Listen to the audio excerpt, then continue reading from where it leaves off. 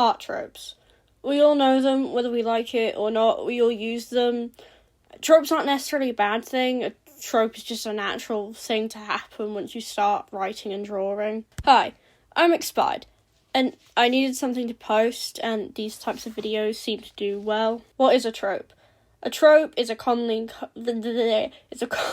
recurring theme, motif, character type, or device in art and storytelling. For this video, I had to absolutely ruin my Pinterest FYP and search history, so please like and comment. Trope 1, the popular girl or guy who's a bully and super mean and really cruel, but it's okay because their parents have been to them, or they had like a sad backstory. When I first saw this trope, I think it was in The Owl House, and I really liked it. And I've also seen it done with Draco Malfoy in some Harry Potter fics. And they tried to do it in canon, but it just didn't turn out very well. But I hate when trauma is used as an excuse for a character's bad actions. Like, it can be a reason why a character's bad, but it should never be an excuse. And with these types of characters, they also never apologise. They never apologise, ever, which is so annoying. I only really hate this trope because normally, like, the bully, they never apologise, or they're just kind of, like, move away, or, like, killed off. I don't know. It's an annoyingly common trope. This also happens a lot in webtoons, and weirdly enough, kids media, like kids shows. Okay, moving on to trope 2, which is, like, the exact opposite, pretty much. The soft, pretty shy girl who can do no wrong. This one's just in the name. She always gets together with, like, the emo boy or something. You normally find this trope in, like, high school and, like, college romances. Especially on, like, Webtoon and Wattpad and stuff. These characters, like, never have any, like, strong personality or motive. Like, maybe they, like, do something, like, kind of artsy, like, ballet. But, like, apart from that, there's, like, kind of nothing going on with them. And there's, like, 2 distinct types of this, like, character trope. It's either they're really unfashionable, or, like, they're super fashionable and, like, they're coquette and stuff. And they are really cute character designs. I see these type of OCs all the time in, like, webtoons and Pinterest. And, like, I always like how they look, but they always just seem, like, really boring to, like, write or draw. And I'm not sure. Maybe it's just because I don't like the romance genre very much. Okay, trope 3 is a lot more serious one, and I have a lot more bullet points about this one in my script. This trope is the sassy black girl. I'm not qualified. I'm not the most, like, qualified person to be talking about this because I'm yellow. This trope is also another one that's just in the name. You see this a lot in kids' cartoons, once again, where it's just, how do I even explain this? It's just sort of a very confident black woman who people, like, in the cast and the writers sort of take the mick out of, and they're just, This is especially a problem if this is, like, your only black character. I get if it's, like, a mainly black story and you have one sassy black credit, I think that is fine. It's still not my favourite trope just because it's, like, done to death. I think this is probably the most common trope on this list. But I always see this trope, like the sassy black woman trope, in like media where most of the cast are white. So it just paints, like, black women as this, like, over-exaggerated caricature, and it's really just insensitive. This trope is super common in, like, comedies as well, which is just so weird to me. And yeah, this character's always played for comedy. I think, like, mainly sitcoms, really. You get, like, a lot of, especially, like, kind of, like, 90s, 2000s sitcoms, where it's, like, the entire cast is white, and then there's, like, that one black sort of side-to-background character, and she's, like, a sassy woman who...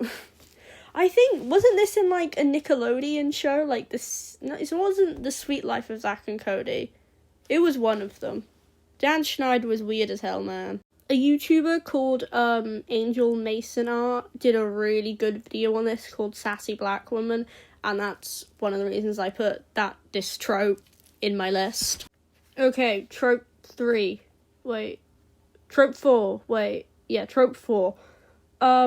This next trope is something I'm kind of qualified to rant about. It really annoys me when the only plus-size character is super bubbly and energetic and there's no personality apart from the fact that that they just really like sweets or are like super friendly. I'm aware this is mainly like a shape language thing where like round shapes equal like happy and soft character, but it's still really annoying. This is another issue of like when this is your only plus size character and this is their personality. It kind of bugs me. I see this a lot in Powerpuff Girls fan art with the character Bubbles. That's why I called it the bubbly plus size character trope. And a lot of with Pinkie Pie fan art. I kind of get Pinkie Pie, I guess, but still, I just see this a lot with original media as well, and it's just something I'm kind of tired of. Okay, trope 5. These are actually going by so quickly, oh my god. The hippie who is never treated seriously.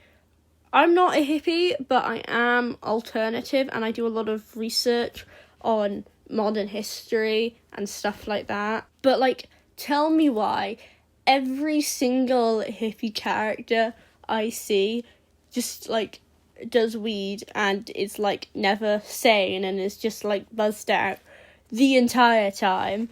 It's just so annoying. And like if it's a woman, like the joke is that she like doesn't shave or like is treated like as gross, but then I see the other thing where she's like treated as like a sex object, and it's like so wild to me. It's like, bro, this was an actual political movement and you're just laughing at it.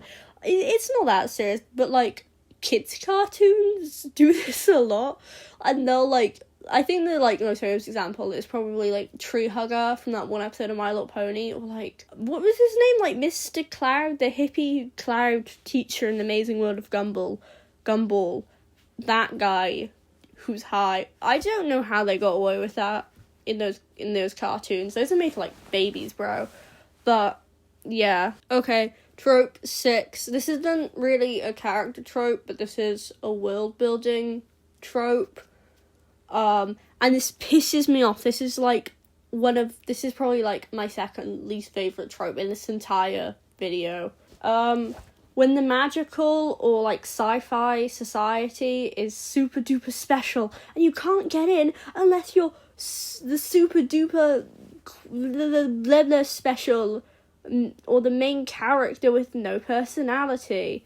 This is just because I'm really annoyed at Harry Potter. I have to watch it for this video essay I'm doing right now. I've always hated the idea of like only very certain people can use magic. They do this is really common in fantasy stories such as Harry Potter, which I don't really get, because to me it's always way more appealing if like all you need to do is like learn. For example, in Buffy, I think they did that really well, where all you need to do is like, you just need to practice magic and you can become a witch. Like I think the character Lily in one of the later seasons, she becomes a witch. Same with My Little Pony.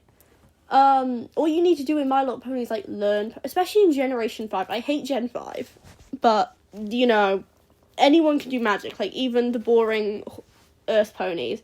Same with Star Trek. Like in Star Trek, you don't even need to be like gifted. You don't even really like in like what Deep Space Nine, you can literally just chill on the ship. Like, isn't that how Quark got his job? But yeah, I always think fantasy's way more fun when like everyone can do it.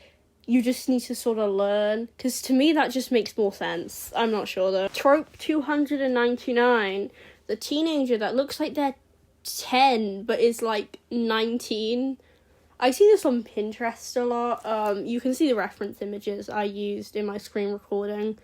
It's not really like that inherently harmful, I guess. Like you can make a teenager who like acts younger than they are. I don't really care. It's just I see this a lot, especially with teenage girls, and like it's not the worst, but I do feel like it gets a bit creepy at times. I don't know, I don't really get the idea of, like, they do this with, like, adults a lot as well. Like, I'll see, like, especially in webtoons, like, I'll see, like, this 30-year-old woman, she's, like, a queen or something of the country, and she looks, like, 12 years old, and it's like, bro, go pay your taxes. You look like you should be doing homework. Go pay your taxes, man. This one isn't really a trope, but it does piss me off, and I see it way too much. When an OC for, like, a show, you get what I mean? Like, a fandom OC, like, when you put yourself into when you make a character for, like, My Little Pony or some shit. And it just looks like a background character. They're just, like, super boring, bland, unoriginal. They don't interact with, like, anything. It's just, I don't get the idea of making, like, a self-insert that really, like, does nothing in this, like, cool world you've inserted yourself into. Like, I don't know about you, but if I'm making an OC, I want to start seeing, like, emo alicorns who date Rainbow Dash and punch Twilight Sparkle again. Like, I don't see those anymore, bro. I just see, like, oh my god, they're Rainbow Dash's, like, cousin. I don't care about that, man. I want to see very dumb rainbow evil alicorn OCs who are the prettiest and the best, and their name is Ebony Darkness Dementia. I want to see Ebony Darkness Dementia Ravenway as a horse right now. Get that on my desk by Monday. Okay, trope 9. A cool main character design with no personality. Once again, I see this quite often in webtoons and children's shows. There's a pattern. You see a lot of this in, like, reincarnation webtoons, especially. The main character, they have, like, no, like, strong likes or strong dislikes. Like, oh, they don't like carrots, but, like, that's boring. Or, like, they just have no strong values, and they're so neutral, and they maybe have, like, 1 or 2 hobbies that are never, like, really brought up. I think the best example for this is Pomni from the Amazing Digital Circus. I really like Pomni's design. I think it's really cool.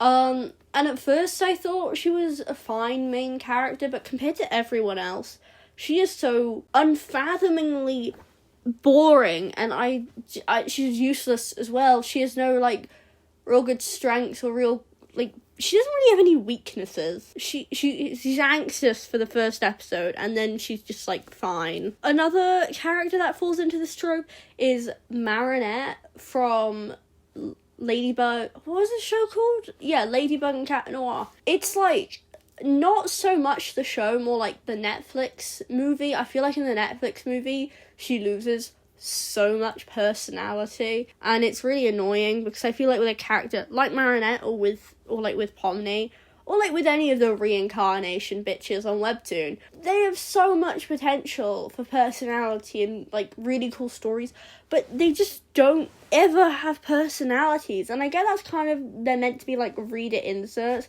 but even if they're meant to be, like, viewer inserts of shit, I still want this bitch to have a personality, you know? I swear too much. Okay, trope 10, for all 5 of you still watching.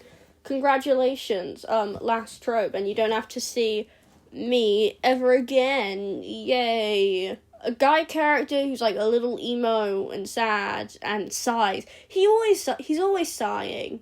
Like, why is the emo guy in anime always sighing? What is your story? How much, like, built-up air do you have? This one pisses me off. This is all the trope is. It's Jughead from Riverdale. That's the trope, basically. It just pisses me off. I see this a lot in webtoons, again, and a lot in animes as well. Animes, webtoon, and Riverdale. I don't know who needs to hear this, but writing poetry and having an acoustic guitar is not a personality.